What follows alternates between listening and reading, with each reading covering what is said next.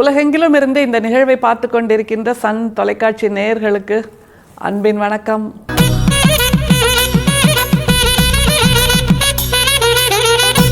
தமிழ் சித்தர் பாடல் வரிசையில் 14 சித்தர்களை பார்த்தோம். அதை தாண்டிய ஒரு பட்டியல் சித்தர்களையும் பார்த்தோம்.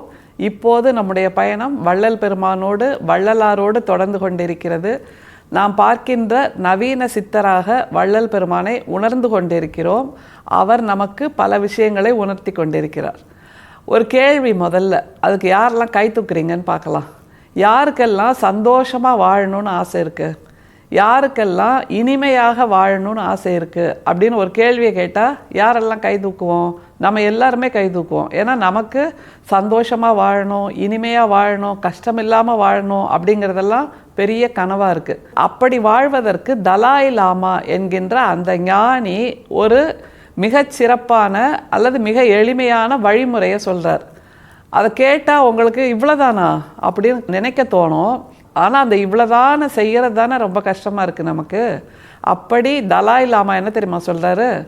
ஒவ்வொரு முறை நீங்கள் மூச்சை உள்ளிழுக்கும் போது உங்களை நேசித்து கொள்ளுங்கள், மூச்சை வெளியே விடும்போது பிற உயிர்களையும் நேசியுங்கள் அப்படிங்கிறார். எவ்வளோ சுலபம் பாருங்கள். மூச்சை உள்ளே இழுக்கிறோம், வெளியில் விடுறோம். நம்மை அறியாமல் ஒரு ரிஃப்ளெக்ஸ் ஆக்ஷனாக, ஒரு அன்வாலண்டரி அப்படின்னு சொல்லுவாங்கல்ல, இன்வாலண்டரி அப்படின்னு, நாம் முயற்சி செய்யாமையே அந்த சுவாசம் நடந்துட்டுருக்கு. அப்படி முயற்சி செய்யாமலே சுவாசம் நடப்பதை போல் முயற்சி செய்யாமலே நாம் அன்பையும் செலுத்த வேண்டும். அதுதான் இனிமையாக சந்தோஷமாக வாழ்வதற்கான வழிமுறை அப்படின்னு தலாய் லாமா சொல்கிறாரு. சரி, தலாய் லாமா இப்போ சொல்கிறாரு. இதையே தான் நம்முடைய வள்ளல் பெருமானும் 19ஆம் நூற்றாண்டிலே சொல்லியிருக்கார். அதற்காக அவர் சொல்லுகின்ற அந்த பரிதவிப்பு இருக்குல்ல, மருகுதல் அப்படின்னு ஒரு வார்த்தையை தமிழில் பயன்படுத்துவோம். மருகி மருகி மருகினா அதை நினச்சி உருகி உருகி உருகி இப்படி இருக்கே இதை எப்படி மாற்றுறது அப்படிங்கிற ஒரு சிந்தனை ஓட்டத்தை வள்ளல் பெருமான் பெற்று, அதனால்தான் இன்னைக்கும் வடலூரில் அந்த சத்திய ஞான சபையை நமக்காக உருவாக்கி கொடுத்திருக்கிறார்ங்கிற உண்மையை நம்மால் புரிய முடியும். இன்றைக்கி முதல்ல அந்த பாடலை பார்த்துடலாம். அதில் எப்படியெல்லாம் நம்முடைய வள்ளல் பெருமான் மருகுகிறார், உருகுகிறார் அப்படிங்கிறத புரிஞ்சுக்க முடியும். வள்ளல் பெருமானுடைய வார்த்தைகளில் அவருடைய பாடல். உள்ளலேன் உடையார் உண்ணவும் வரியார் ஒருபசி உழந்து வெந்துயரால் வள்ளலே நெஞ்சம் வருந்தவும் படுமோ மற்றிதை நினைத்திடும் தோறும் எள்ளலேன் உள்ளம் எரிகின்றது உடம்பும் எரிகின்றது என் செய்வேன் அந்தோ கொள்ளலேன் உணவும் தரிக்கிலேன் இந்த குறையெல்லாம் தவிர்த்தருள் எந்தாய். எப்படி ஒரு உருகுதல் பாருங்க. உருக்கம் உருக்கம் உருக்கம். யாரை பார்த்து உருக்கம்? யாருக்கெல்லாம் பசி என்கின்ற அந்த பெரும் தீயால் வருந்துகிறார்களோ, அந்த பசி என்கின்ற பெரும் தீ அவர்களை சுட்டெரிக்கும் போது ஒரு வாய் சோறு, ஒரே ஒரு கவளம் சோறு அது கிடைக்காமல் தடுமாறுகிறார்களோ அவர்களை பார்த்து நம்முடைய வள்ளல் பெருமான் மனம் கசிகிறார் அப்படிங்கிறது தான் இந்த பாடல் சொல்லுது. சரி, கசிஞ்சா மட்டும் போதுமா? இல்லை, அவருக்கு சாப்பிடலையா, எனக்கு ரொம்ப வருத்தமாக இருக்குங்க அப்படின்னு ஒரு வார்த்தை சொல்லிட்டு நகர்ந்து போகிறது நியாயமா அல்லது அது மனிதத்தன்மையாங்கிற ஒரு கேள்வி வருதா இல்லையா? அதைத்தான் வள்ளல் பெருமான் இதில் சொல்கிறாரு. அதற்குத்தான் தலாய் லாமா அப்படி ஒரு வழியை சொன்னார். உள்ள மூச்சை இழுக்கும்போது நம்மை நேசிக்க வேண்டும், வெளியே விடும்போது பிற உயிர்களை நேசிக்க வேண்டும். அப்படி வள்ளல் பெருமான் பசியால் வருந்தி அதற்கு உணவு கிடைக்காமல் துடித்து போன அந்த உயிர்கூட்டத்தை பார்த்து பரிதவிக்கின்ற ஒரு பாடல் இது. அதுலேயும் வள்ளல் பெருமானுடைய அந்த தத்துவங்கள், அவர் கொண்டிருக்கின்ற கொள்கை எல்லாமே விளங்குது. அதில் பொதிந்திருக்கின்ற கேள்விகள் அது ரொம்ப முக்கியம். அந்த கேள்விகள் என்னங்கிறத பாடலை பார்க்கும்போது நமக்கு புரிஞ்சிடும். அந்த கேள்விகள் வெளிப்படையாக இல்லை, ஆனால் உள்ளே பொதிந்து வைத்திருக்கிறார். கொஞ்சம் சிந்திக்க ஆரம்பித்தால் அந்த கேள்விகளின் அடர்த்தி நமக்கு புரியும். எப்படி ஆரம்பிக்கிறார்னு பாருங்க. உள்ளலேன் உடையார் உண்ணவும் வரியார் ஒரு பசி உழந்து வெந்துயரால் வள்ளலே நெஞ்சம் வருந்தவும் படுமோ.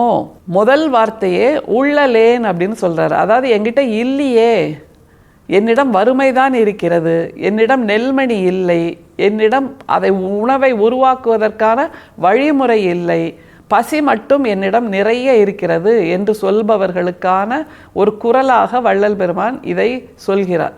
அப்படி என்றால் குரலற்றவர்களின் குரலாக நம்முடைய வள்ளல் பெருமான் 19ஆம் நூற்றாண்டிலேயே இருந்திருக்கிறார் அப்படிங்கிறத நம்மளால் புரிஞ்சுக்க முடியுது. அதை தவிர இருப்பவர்கள் அள்ளி அள்ளி அள்ளி சாப்பிட்டுட்டு இருக்காங்களாம், அதையும் சொல்கிறார். இருப்பவர்களிடம், அந்த பெரும் தனக்காரர்களிடம், பெரும் செல்வந்தர்களிடம், புளியேப்பக்காரர்களிடம் எல்லாம் இருக்கிறது. உணவு இருக்கிறது, அரிசி மணி இருக்கிறது, நெல்மணி இருக்கிறது, சமைப்பதற்கான சமையல் கூடங்கள் இருக்கிறது, சமைப்பதற்கான ஆட்கள் இருக்கிறார்கள். 3 வேளையும் விதவிதமான விருந்துகள் தயார் செய்யப்படுகின்றன. இலை நிறைய பதார்த்தங்களை நிரப்பி வைத்து அவர்கள் சாப்பிட்டு கொண்டிருக்கிறார்கள். ஆனால் அவர்களிடம் இல்லாதது ஒன்றே ஒன்று இருக்குது. என்னன்னா, அந்த பசியால் வாடுகின்ற மக்களை பார்த்து வரக்கூடிய இயல்பான இரக்கம் இல்லையே. அந்த பெரும் செல்வந்தர்கள் 3 வேளையும் சாப்பிட்டுட்டு இருக்காங்க, அது இல்லாதவங்க பசியால் துடிச்சிட்டு இருக்காங்க. ஊரு பசி அப்படின்ற வார்த்தையை சொல்கிறார்ல, ஊரு பசினா திரும்ப திரும்ப திரும்ப திரும்ப வந்துக்கிட்டே இருக்க பசி. அந்த பசியை தீர்ப்பதற்கான வழிமுறையே இல்லாதனால பசி நிறைய வந்துக்கிட்டே இருக்குது அப்படின்னு வள்ளல் பெருமான் சொல்கிறாரு. சரி, இப்படிப்பட்டவர்களை பார்த்தால் அவருக்கு என்ன நேர்கிறது அப்படிங்கிறத சொல்றார் பாருங்க. மற்றிதை நினைத்திடும் தோறும் எள்ளலேன் உள்ளம் எரிகின்றது, உடம்பும் எரிகின்றது, என் செய்வேன் அந்தோ. உள்ளம் எரியுது, உடம்பும் எரியுது. பசி நெருப்பால அப்படின்னா இல்லை, அந்த பசியால் வருந்துகின்றவர்களின் இழிநிலையை பார்த்து, உணவில்லாத அந்த வருத்த நிலையை பார்த்து எனக்கு உடம்பு எரியுது, உள்ளம் எரியுது அப்படின்னு துடிச்சு போறார். அடுத்து ஒரு கருத்தை சொல்றாரு பாருங்க, அது ரொம்ப முக்கியம். கொள்ளலேன் உணவும் தரிக்கிலேன், இந்த குறையெல்லாம் தவிர்த்தருள் எந்தாய். கொள்ளலேன் உணவும் தரிக்கிலேன்னா அவங்க சாப்பிடாததை பார்த்து எனக்கும் சாப்பிட பிடிக்கல, நானும் அந்த பசி என்கின்ற உணர்வை அனுபவிக்க வேண்டும். இந்த குறையை நான் எப்படி தீர்ப்பது, எப்படி தவிர்ப்பது, அதற்கு ஒரு வழி சொல்லு அப்படின்னு வேண்டுகிறார் என்றால் அவருடைய மனசுக்குள் இருக்கின்ற அந்த அருட்பெரும் ஜோதியிடம் வேண்டுகிறார். அதனால் தான் அந்த அருட்பெரும் ஜோதி வழியை காட்டுகிறது, ஒளியை கூட்டுகிறது.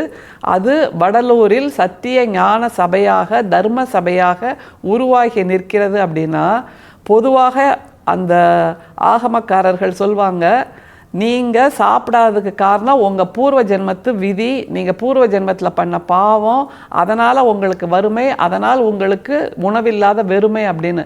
அப்படி வார்த்தையால் சொல்வது மட்டுமே வாழ்க்கை இல்லை, அந்த வார்த்தையை இல்லாமலாக்க வேண்டும், வறுமையையும் வெறுமையையும் இல்லாமலாக்க வேண்டும் என்று முயற்சி செய்து அதற்காக சத்திய தர்ம சாலையை உருவாக்கினார் நம்முடைய வள்ளல் பெருமான் என்றால் இவர்தான் உண்மையிலேயே மிகச்சிறந்த ஞானி என்பதை மீண்டும் மீண்டும் நாம் நினைவுபடுத்தி கொண்டே இருக்க வேண்டும். வள்ளல் பெருமானின் பாதையில் நாமும் நடக்க துவங்க வேண்டும் என்பதைத்தான் தலாய் லாமாவும் சொல்கிறார், வள்ளல் பெருமானும் சொல்கிறார்.